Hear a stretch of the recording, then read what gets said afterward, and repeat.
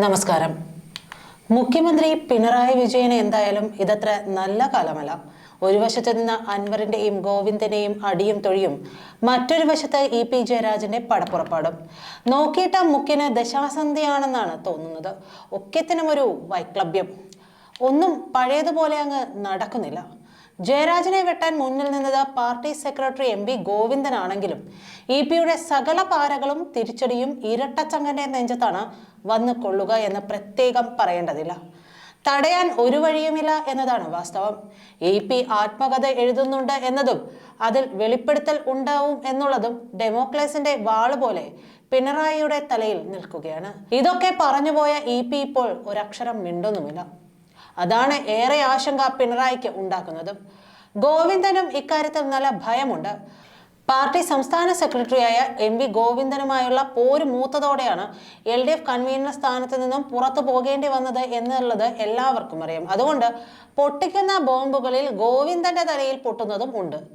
Party സമ്മേളന കാലയളവിൽ ഇത്തരത്തിൽ ഗൗരവപരമായ വെളിപ്പെടുത്തലുകൾ ഉണ്ടായാൽ അതിനെ നേരിടുക എന്നത് ഏറെ ദുഷ്കരമാണെന്ന് പ്രത്യേകം പറയേണ്ടതില്ല. അതുമാത്രമല്ല, നിയമസഭാ തിരഞ്ഞെടുപ്പ് വരാനിരിക്കുകയുമാണ്. കണ്ണൂരിൽ ഇപ്പോൾ ചില പ്രമുഖ നേതാക്കൾ തങ്ങളുടെ വിശ്വസ്തരുടെ സെൽ യോഗങ്ങൾ വിളിച്ചു ചേർക്കുകയാണ്.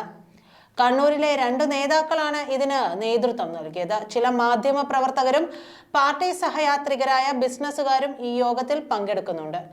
ഇ.പി ഉന്നയിക്കാൻ പോകുന്ന ആരോപണങ്ങൾ അങ്ങനെയൊക്കെ ചെറുക്കാമെന്നാണ് ഇത്തരം രഹസ്യ യോഗങ്ങളുടെ അജണ്ട. പാർട്ടി ഏരിയ സമ്മേളനത്തിന് മുൻപായി വമ്പൻ പ്രത്യാക്രമണം പ്രതീക്ഷിക്കുന്നുമുണ്ട്. ചിലരുടെ മക്കളെ ടാർഗറ്റ് ചെയ്തും ആരോപണം ഉണ്ടായേക്കാമെന്ന സൂചനയുമുണ്ട്. ഇതിനിടെ ഇടതുമുന്നണി കൺവീനർ സ്ഥാനത്ത് നിന്നും ഇ.പി ജയരാജനെ മാറ്റിയതുമായി ബന്ധപ്പെട്ട ചോദ്യങ്ങൾക്ക് മറുപടി പറയാനാകാതെ കണ്ണൂരിലെ നേതൃത്വം ബ്രാഞ്ച് സമ്മേളനങ്ങളിൽ വിയർക്കുകയാണെന്നും വിവരമുണ്ട്.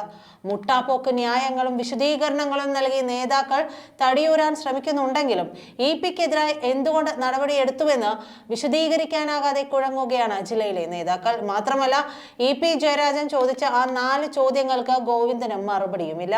കിട്ടിയ അവസരത്തിൽ ഗോവിന്ദനാകട്ടെ തന്നെ പരമ്പരാഗത വൈരിയായ ഇ.പി ജയരാജനെ പാർട്ടിയിൽ നിന്നും പുറത്താക്കുകയും ചെയ്തു. എന്നാൽ കണ്ണൂരിലെ അതികായനായ ഇ.പി ജയരാജൻ പാർട്ടി രഹസ്യങ്ങളുടെ സൂക്ഷിപ്പുകാരൻ കൂടിയാണ്. ഇതിൽ ചിലത് പുറത്തുവിട്ടാൽ പലരെയും വീഴ്ത്താൻ ഇ.പി ജയരാജന് കഴിയുമെന്ന് വിശ്വസിക്കുന്നവരുമുണ്ട്. പാർട്ടി സമ്മേളനം നടന്നു വരുന്ന സാഹചര്യത്തിൽ ഇത്തരത്തിൽ വെളിപ്പെടുത്തലുകൾ ഉണ്ടായാൽ അതിന്റെ പ്രത്യാഘാതം ഗുരുതരമായി മാറിയേക്കാം. അതിന്റെ ഭയം ഇ.പിക്കെതിരെ അണിയറ നേതാക്കളിൽ പലർക്കുമുണ്ട്. ചുരുക്കത്തിൽ ഭയമാണ് ഇപ്പോൾ പാർട്ടിയെ നയിക്കുന്നത്. എന്തായാലും ഇ.പി വായ തുറന്നാൽ പിണറായിക്കെതിരെയുള്ള ബോംബായിരിക്കുമെന്ന് ഉറപ്പാണ്. അതുകൊണ്ട് പക്ഷേ ഉറക്കമില്ലാത്ത രാത്രികളാണ് പിണറായിക്കുള്ളത്. പണ്ടൊരു പ്രസംഗത്തിൽ BJP നേതാവ് ശോഭാ സുരേന്ദ്രൻ പറഞ്ഞ പിണറായിയുടെ അരയിൽ കെട്ടിയിരിക്കുന്ന ആ രസമണിയുണ്ടല്ലോ, അതിന്റെ ഫലമങ്ങ് മുഖ്യൻ ഇപ്പോൾ ഏൽക്കുന്നില്ല. അതുകൊണ്ട് മൂപ്പരത് വലിച്ചു പൊട്ടിച്ചിട്ടുണ്ടാകാനുള്ള സാധ്യതയുമുണ്ട്. എന്തായാലും കമലച്ചേടത്തി ഇതോടെ ക്ലിഫ് ഹൗസിൽ അടിപതറി ഇരിക്കുകയുമാണ്. നന്ദി.